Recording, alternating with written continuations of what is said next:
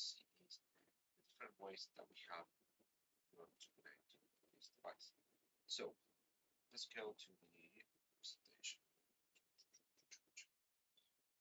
So basically, in order to connect to the device, we need to know that we have two different ways in terms of softwares in order to configure it.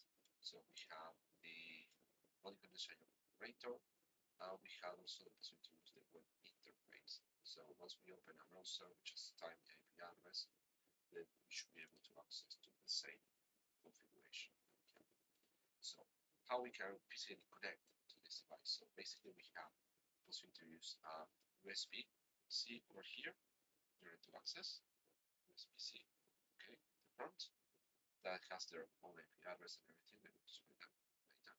And then we have the possibility to use the Ethernet ports, any of these two, okay, in order to connect. So there are a few things I need to understand.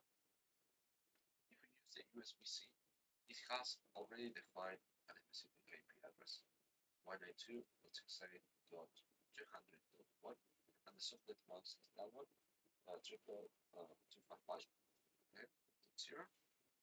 So as soon as you put the USB in your PC, you should be able to see a new network, and then you can check inside if the USB network is in the same range as this one, okay, that will help you to connect. Then when you open the web interface using that IP address or the Modicon EdgeIO Configurator using that IP address, that's the security part, then it will ask you for user and password. User and password by default is that one, security admin and 8 okay, and the capital E8, S capital and the A security. That's one way to make the connection to this EdgeIO. Then the other one is to use via Ethernet, as played before.